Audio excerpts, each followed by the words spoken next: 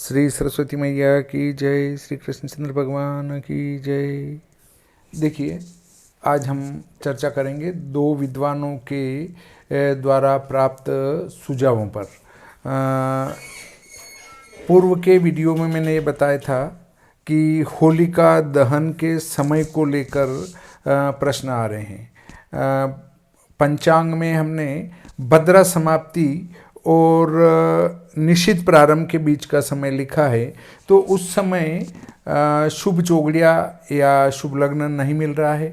तो ऐसी स्थिति में मैंने बताया था कि होलिका दहन के अंदर किसी भी प्रकार के शुभ समय की आवश्यकता नहीं है और अशुभ समय की भी आवश्यकता नहीं। जो समय मिल जाए उसमें होलिका का दहन करें, क्योंकि हम कोई शुभ कार्य तो कर नहीं रहे हैं कि शुभ चौगड़िया देखा जाए, लग्न शुद्धि देखी जाए। इसमें शास्त्र में कहीं भी लग्न शुद्धि या समय शुद्धि की विवेचना नहीं की गई है। श्री अशोक कुमार जी शास्त्री साहब, निम्बार्क तीर्थ, किशनगढ़ वाले का प्रश्न है कि आपने जो कहा है कि अशुभ समय में ही होलिका का दहन करें, और ऐसे ही मुहूर्तों के ऊपर भी उनने बताया है कि आपने इन मुहूर्तों में अशुभ लेने का जो संकेत दिया है वो किस प्रकार है। उसमें आपको मुहूर्त ग्रंथ पढ़ना चाहिए, जहाँ ये स्पष्ट लिखा है कि अग्नि लगाना, लड़ाई झगड़े करवाना, मनमुटाव करवाना, विद्वेषण करवाना, ये कोर्ट कचहरी के काम, इनमें शुभ तिथियाँ और शुभ नक्षत्र नहीं लिए जा सकते हैं। आप मुहूर्त प्रकरण पढ़िए, आपको समझ में आ जाएगा, क्योंकि इनमें चौथ, नौमी, 14 अमावस तिथियों को ग्रहण किया गया है। तो पढ़ेंगे आप तो आपको मिल जाएगा। एक बार आप पढ़िए, आप बराबर उस चीज़ को जान जाएंगे कि हाँ, वास्तव में जो मैंने कहा था वो सही है। इसमें किसी भी प्रकार की जैसे अभी कल जो हम होलिका का दहन करेंगे रविवार के दिन, मैं आपको पंचांग बताता हूँ। ये है श्री भादव माता पंचांग। इसमें लिखा है, ये संवत 2080 फाल्गुन शुक्ल पक्ष 14 रविवार 24 मार्च 2024 को होलिका दहन भद्रोत्तर 11-14 से रात्रि में 11-14 से 11-57 में करना है। वहाँ आपको किसी प्रकार का शुभ समय देखने की जरूरत नहीं है, न अशुभ समय देखने की जरूरत है, क्योंकि शास्त्र में सिर्फ ये लिखा है कि भद्रा में होलिका का दहन न करें। और फिर ये भी लिखा है कि यदि निषिद्ध या निषिद्ध के बाद तक भद्रा हो तो भद्रा में ही होलिका का दहन करे, कभी भी निषिद्ध और निषिद्ध के बाद होलिका का दहन न किया जावे। जो प्रातःकाल होलिका दहन करते हैं वे गलत करते हैं, बिल्कुल ही गलत करते हैं। तो कुल मिलाकर ये है कि उस समय कौन सा चौगड़िया मिल रहा है, कौन सा लग्न मिल रहा है, इस पर कोई विचार नहीं किया जाएगा। आप यदि धर्म सिंधु, निर्णय सिंधु, हेमाद्री, कृत्यसार समुच्चय, जयसिंह कल्पद्रुम आदि आदि, दिवोदासी वगैरह आप पढ़ेंगे तो उसमें कहीं भी होलिका दहन में शुभ समय का उल्लेख नहीं किया गया है, या अशुभ समय का उल्लेख वो भी नहीं किया गया है। केवल भद्रा में होलिका का दहन न करें और प्रतिपदा में होलिका का दहन न करें, दिन में होलिका का दहन न करें, चतुर्दशी में होलिका का दहन न करें, ये विधान जरूर लिखा गया है। तो शायद आपके प्रश्न का समाधान हुआ होगा, मैं ऐसा मानता हूँ। फिर भी यदि आपको लगे तो बिल्कुल आप कमेंट बॉक्स में जाकर कमेंट कीजिए।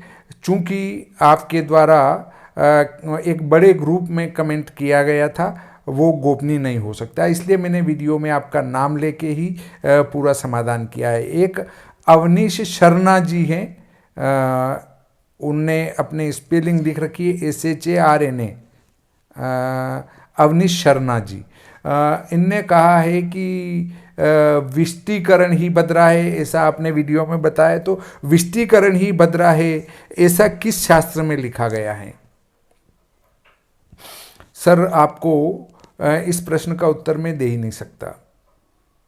आप मेरे भद्रा प्रकरण वाले वीडियो को देखिए, जहाँ पर भद्रा के 8 नाम हैं। 8 नाम भद्रा के कहे गए हैं। आपने सिर्फ विष्टिकरण या भद्रा ही सुना है, परंतु उसके 8 नाम हैं। आप एक बार मेरे भद्रा के वीडियो को सुनेंगे तो आपका पूरा समाधान हो जाएगा, विस्तार से समाधान हो जाएगा।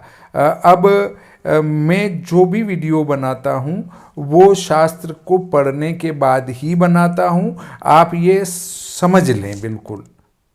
और यदि आपको फिर भी मेरी बात नहीं जमती है तो आप मेरे वीडियो को ना देखा करें। कभी किसी को लगता हो, आपको ही नहीं किसी को भी लगता हो कि मेरी जानकारी शास्त्रोक्त नहीं है, तो वीडियो ना देखें। और दूसरी बात, आप ये समझ लें कि जो मैं बोल रहा हूँ 99% तो शास्त्रोक्त ही होता है।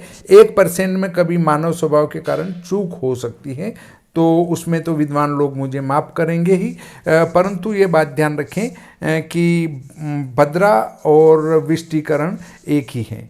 ये मैं कह रहा हूँ इसलिए आप मान लें, या कोई वरिष्ठ ज्योतिष के विद्वान हो तो आप उनसे भी सलाह ले सकते हैं, वो आपको बता देंगे। दूसरी बात आती है कि आपने ये भी लिखा है कि होली के दहन का समय क्या हो, उसके ऊपर आपने बहुत लंबा चौड़ा विस्तार से लिखा है कि भद्रा का मुंह जहाँ समाप्त होता है वहाँ से होलिका का दहन करने का समय प्रारंभ हो जाता है। ये आपने जो लिखा है ये कुछ मायने में सही भी है और कुछ मायने में गलत भी है। ये पूर्णतया सही वहाँ है, पूर्णतया भी सही नहीं है, 50%। यदि निशित या निशित के बाद भद्रा समाप्त होती हो तो भद्रा में ही प्रदोष वेला में होलिका का दहन करें। यदि प्रदोष वेला में भद्रा का मुंह प्राप्त होता हो, प्रदोष वेला में भद्रा का मुंह प्राप्त होता हो, तो प्रदोष के बाद भी उस भद्रा का मुंह छोड़कर होलिका का दहन करें। यदि भद्रा निशित के बाद तक है और भद्रा का मुंह रात को 9 या 10 बजे मिल रहा है, तो इसका अर्थ ये नहीं कि 9-10 बजे बाद होलिका का दहन होगा, प्रदोष वेला में होलिका का दहन होगा। ये आपकी बात यहाँ पूर्णतया गलत हो जाती है। अब आप कहेंगे ऐसा किस शास्त्र में लिखा है, तो आप ये मान लीजिए मैं कह रहा हूँ। और यदि आपको पढ़ना ही है तो मैंने जो प्रारंभ में जिन धर्म ग्रंथों के नाम बताए हैं, हेमाद्री आदि, उनको आप पढ़ेंगे तो आपका ये समाधान हो जाएगा कि भद्रा में ही होलिका का दहन करना हो तो प्रदोष में करें। पर प्रदोष में यदि उसका मुंह प्राप्त होता हो भद्रा का, तो फिर भद्रा के मुंह प्रदोष के बाद जब उसका मुंह समाप्त हो जाए भद्रा का, तब होलिका का दहन करें। ठीक। अब उसके बाद अगला बिंदु आता है कि यदि निषिद्ध के पहले ही भद्रा समाप्त हो रही हो, तब तो भद्रा की समाप्ति के बाद ही होलिका का दहन होगा। उसका मुंह कहाँ है, पूंछ कहाँ है आदि का विचार बिल्कुल नहीं किया जाएगा। और इसमें मेरे से ये ना पूछे कि किस शास्त्र में लिखा है, क्यों कि मैंने पूरा शास्त्र पढ़ा है, अध्ययन किया है, उसके बाद ही बोल रहा हूँ, शास्त्रोक्त बात है।